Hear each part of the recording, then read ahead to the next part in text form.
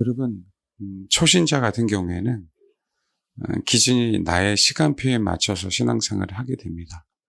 그렇죠. 내가 간구한 것, 또 내가 원하는 것, 또 내가 해결받기를 소망하는 것들. 하나님 언제입니까? 어느 때까지 내가 인내하고 기다려야 됩니까? 보통 그렇게 생각하잖아요. 그래서 빨리 이루어지길 소망하잖아요. 빨리 이사 가기를 원하고 빨리 축복받기를 원하고 때를 못 참는 거죠. 하나님의 때를. 이제 어느 정도 신앙이 들어가서 성숙한 사람들에게는 이제 하나님의 시간표에 대한 인식이 생기기 시작해요. 아, 맞아. 내 뜻대로 되는 게 없지. 인생이라고 하는 건 하나님의 뜻에 맞춰야 되는 거겠지. 하나님의 때, 하나님의 뜻. 내가 힘들지만 하나님의 때, 하나님의 뜻에 맞춘다는 건 나라고 하는 본성을 자꾸 없애는 거잖아요. 그러면서 이제는 뭐 하는 거죠? 자아의 죽음에 대해서, 기다림에 대해서 알아야 몰라요. 알죠? 그 신앙이 조금 초신자가 아니고 이제는 중신자에서 고신자로 넘어가기 시작하면 어떻게 돼요? 하나님의 때에 대한 관심이 조금씩 생기기 시작합니다. 그러니까 어떻게 해요? 언제 주님이 오시지? 9월 23일일까? 이렇게 고민하고 또 그런데 귀를 기울이죠. 666은 언제 오지? 성전은 언제 세워지지? 핍박은 언제 오지? 12DC는 언제 오지? 환난과 핍박이 기다리고 한다고 했는데 그 시가 다가오는 건 아닌가? 라고 생각합니다. 제일 많이 생각하는 게 제3성전이 언제 건립이 될까? 라고 생각을 해요. 근데 여러분, 그거 아십니까? 초신자는 자기 시간표대로 하나님 앞에 간구해요. 조금 신앙이 있는 사람들 하나님의 시간표에 대한 것을 알고 기다립니다. 그렇죠. 근데 많은 사람들이 그 시간표에 신경 쓰는 거 아세요? 많은 사람들이 시간표에 신경 쓰시는 거 아니야. 그리고 마지막 때를 살고 있는 성도들입니다. 많은 성도들이 마지막 때를 생각하는 거 아세요? 그러니까 9월 23일 얘기가 또 나오는 얘기예요. 이 시대에 얼마 남지 않았습니다에 대한 관심이 굉장히 많은 거예요. 그러나 하나님의 시간표에 대한 관심이 아니고요. 마지막 때에 대한 관심이에요. 근데 하나님은요. 성경에서 하나님은 아까 여기 나사로에 대한 얘기가 나왔었잖아요. 중요한 거는요. 하나님의 시간표에 대한 얘기를 하고 있는 게 아니라 나사로를 통해서 하나님 아버지가 영광을 받느냐 받지 않느냐의 문제예요. 근데 우리는 교묘하게 하나님의 시간표에 대한 생각을 또 하게 해요. 그러니까 자꾸 때에 대한 마지막 때에 대한 얘기를 하고 있는 거예요. 우리는 하나님의 시간표에 대한 얘기가 아니에요. 마지막 때는. 마지막 때는 어떻게 예배할 것인가. 마지막 때는 명확하게 경배의 문제지 666도 아니에요. 12DC도 아니에요. 마지막 때는 내가 어떻게 예배를 드릴 것인가, 어떻게 예배자가 될 것인가, 이거 외에는 없어요, 여러분. 내가 온전하게 경배 드리면 마지막 때 속지도 않고 내가 온전하게 경배자가 되면 마지막 때 하나님 우리를 안 사용하실 수 없고 우리가 온전하게 경배자가 되면 하나님 분명하게 우리 축복을 주신다 이거예요. 복음 때문에. 내가 핍박을 받고 안 받고의 문제가 아니에요, 여러분. 내가 복음을 전한다 안 전한다 이게 중요한 게 아니라고요. 굉장히 중요하죠, 그 문제가. 아니에요. 내 사역도 중요하지 않는다니까요. 내가 누구를 경배하는 건가. 내 중심에. 나의 시간표도 내려놓고 하나님의 시간표도 내려놓고. 그건 내 소관이 아니니까. 그러니까 하나님의 때는요. 정말 하나님의 소관이에요. 우리는 단지 그분을 뭐 하는 거예요? 예배하는 거라고요. 예배자가 되는 거예요. 그럼 아버지의 때에 맞춰서 우리는 우리 인생을 살아간다고요. 저 때에 대한 관점이 아니라고요. 예배라고 예배. 예배에 대한 관점. 그래 미혹당하지 않는다. 미혹당하지 않는다.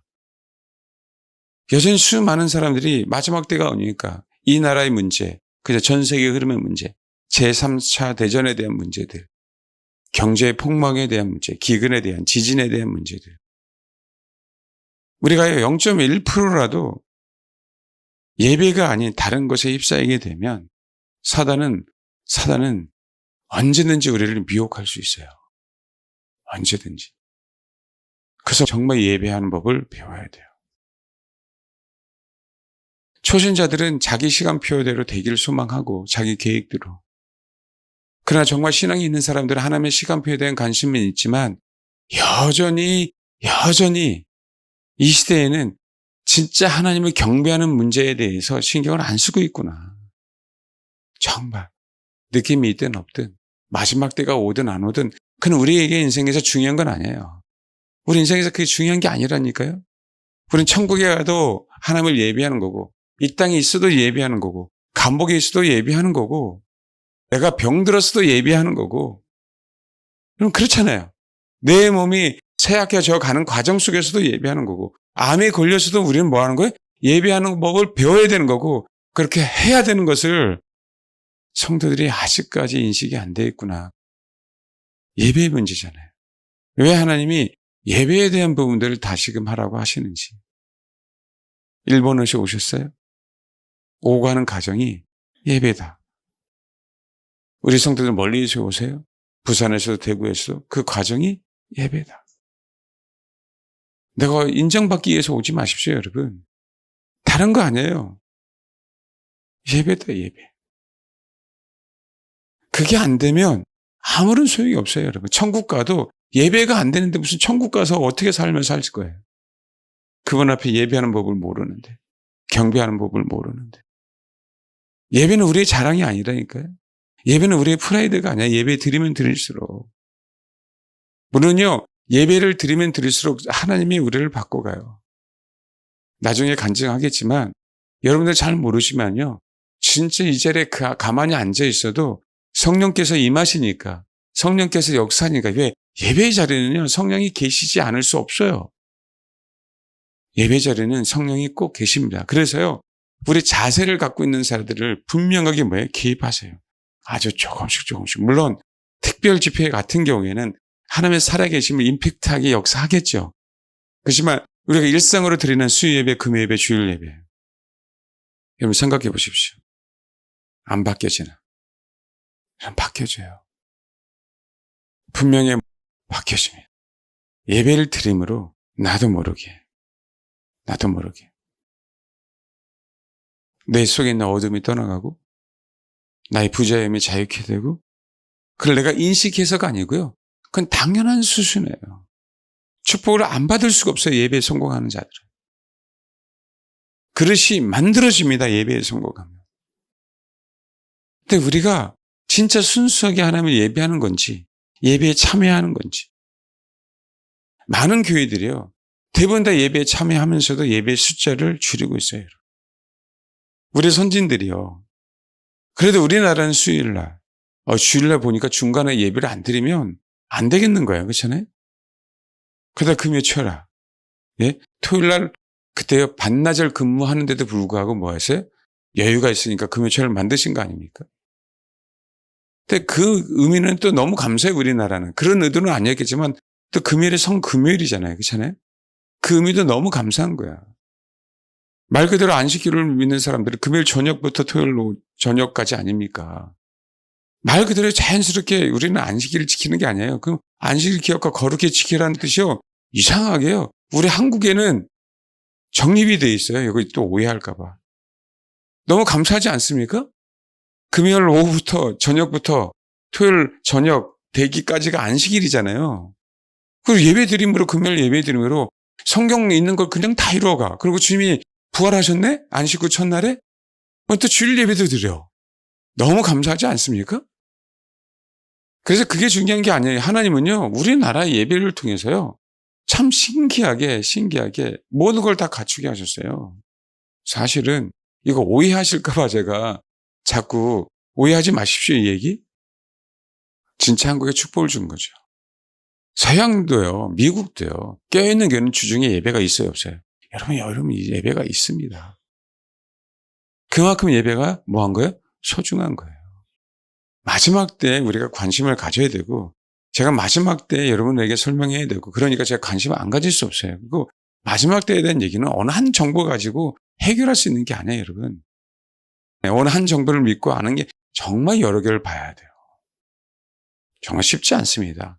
이 정보가 다 맞는다는 보장도 없고. 그래서 우리 인생은 마지막 때를 준비하는 게 아니에요. 우리 인생은 마지막 때라 할지라도 그건 우리에게 인생에 중요하지 않아.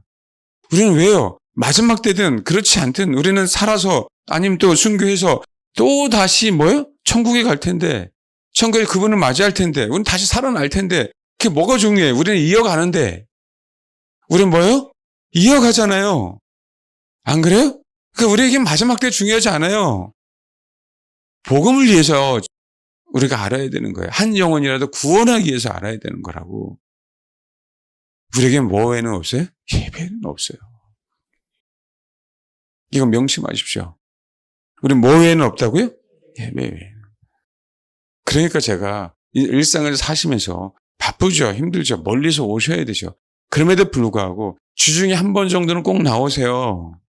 안식일을 기억하여 거룩히 지키라 뭔가 찝찝합니까? 그럼 금요 철에 나오세요. 그런 거 따지지 마시고. 우리가 예수를 믿잖아요. 그분이 하나님이심을 믿잖아. 그분을 예배하잖아요. 사실은 뭐 하는 거예요? 우리가 시간만 되면 주일날, 월, 화, 수, 목, 금, 토 다 뭐예요? 예배 드리면 좋죠. 수요일날은 임의로 우리가 정해놓은 것뿐 아닙니까? 그러니까 교회가 그러면 너무 좋은 거예요. 그러니까 24시간 열려 있어야 된다니까요. 어느 정도 규모만 되면요. 예배는 월요일부터 그치 일주일 내내 있는 게 너무 좋아. 다 나오라는 게 아니라 그만큼 우리가 필요하다는 거예요, 예배는. 한 영혼이라도 예배 자리에 나올 수 있도록 만든다면 그거는요. 교회만이 아니라 성도들뿐만 아니라 그 성도들이 주를 알아감으로 하나님 앞에 영광입니다. 다른 거 없어요. 이 예배에 성공 못하는데 어떻게 일상에서 예배가 되냐고. 그건 안 되잖아요. 이 예배가 성공이 안 되는데 그럼에도 불구하고 우리 교회가 약속했잖아. 우리 믿음의 선진들이 수요일날 예배드리고 금요일날 예배드리고 주일날 예배드리고 약속을 했잖아요. 하나님은 전통을 다 무시하지 않아요. 그 전통이 인간화됐기 때문에 인본주의 됐기 때문에 문제인 거지. 안 그렇습니까? 왜 아브람을 무시합니까? 왜 야곱을 무시하고 왜 이삭을 무시해요? 안 되죠. 믿음의 선진들인데. 그들은 증인들이에요, 증인들. 근데 그들을 신격화시키고 그들의 사상을 받아들이니까 문제지. 왜 그들의 사상을 받아들입니까? 그들이 믿는 하나님을 받아들여야지. 그들이 믿는 하나님의 말씀을 받아들여야지. 그게 문제인 것뿐이죠. 그래서 여러분, 마지막 때는 예배의 문제예요. 신앙이 조금은 관심 있는 분은요, 마지막 때 생각을 하게 돼 있습니다. 근데 여러분, 여기서도 우리가 벗어나야 돼요. 어차피 사람은 한 번 죽어요. 사람은. 그렇죠? 다시 한번 얘기합니다. 핍박 받을 수 있죠. 고난 당할 수 있죠. 그러니까 사람 한 번 죽어요. 그 후에는 심판이 있어요. 근데 예배에 성공하는 자는요, 심판이 있어요, 없어요? 없습니다. 우리는요, 예배 자리에서 지속적으로 연장되는 것 뿐이에요. 그러니까 뭐 해야 돼요? 마지막 때는 경배의 문제라고 했잖아요. 마지막 때는 뭐의 문제다? 경배의 문제. 마지막 때는 예배의 문제. 이 예배에 꼭 성공해야 됩니다. 그러면요, 상관없어요. 고난이 와도 핍박이 와도. 명심하십시오. 예배 성공하셔야 돼요. 제발 복 받기를 원하십니까? 지금 얼마 남지 않았잖아요. 고객이 중요하지 않아요. 투자하는 사람이 나에게 중요하지 않아. 예배가 중요해요. 투자자가 오지 말라 그래도 와요. 주님이 막으신 것 풀어주세요. 한번 죽잖아요. 건강이요? 말씀드리잖아요. 때가 되니까 그러더라고요. 주치의분이 목사님 지금 죽으시면 안 됩니다. 그래서 하나님이 살려주시나 보네요. 성도를 위해서 다 닳고 에너지 다 쏟아놓고 죽으세요 그러더라고요. 여러분 마찬가지예요, 여러분. 사람 한 번 죽는데 그의 심판이 있는 거고, 내 부모가 돌아가셔도 호상이어도 아픈데, 슬픈데, 괴로운데, 현실에서 예수 믿다가 현실에서 어려움이 있어도 그 괴로운 시절을 보내는데 그걸 모르겠냐고요. 근데 여러분, 그럼에도 불구하고 우리가 예수 믿으면서 우리 한 사람 한 사람은 결국은 주님 때문에 존재해요. 주님 때문에. 주님 때문에. 직장의 생활을 하면서 일하시면서 주님을 묵상하면서 돌아가시면 사람들은 아유, 직장에서 가로사네, 산재네, 그런 얘기 하겠죠. 주님은요, 순교했다고 하십니다. 이 차이가 굉장히 큰 거예요, 여러분. 우리 생각과 우리의 판단하고 너무 다르다고. 예, 일상에서 주님을 묵상하면서, 일하면서 주님을 묵상하면서 일했는데 세상은 가로사야. 하나님의 나라에서는 순교해요. 너는 나의 십자가를 졌다. 그의 일이 너는 너의 일이라고 생각하지 않고 내가 하나님의 영광을 위해서 하는 일이라고 생각했다. 이게 우리 안에 예배가 안 되니까요. 인식이 안 돼 있어요, 일상에서. 어떻게 시간만 때우고 어떻게 월급만 받고 내 집에 가서 쉴 생각만 하는 거예요, 우리 인식이. 신앙 따로, 내 삶 따로가, 이게 신앙 따로, 내 삶 따로예요. 겉과 속이 다른 거예요. 이 온도차가 심하면 정말 안 돼요, 여러분. 내 남편을 섬기는 것, 아내를 섬기는 것, 자녀를 양육하는 것 똑같습니다, 여러분. 직장도 마찬가지고. 그 최선을 다하는 거예요, 우리가요. 왜요? 그게 예배니까. 상사들에게 최선을 다하는 거예요. 불편하지. 잔소리하는 상사들, 괜히 힘들게 하는 상사들 왜 없어요? 인생을 살다 보면 있죠. 최선을 다하는 거예요. 죄송해요. 우리가요, 주일날, 수요일날, 금요일날 온전한 예배가 성공하지 못하니까 이런 인식이 없어요. 저도 청년 때 그랬고. 근데 제가 군 생활을 하는데 부당한 거예요.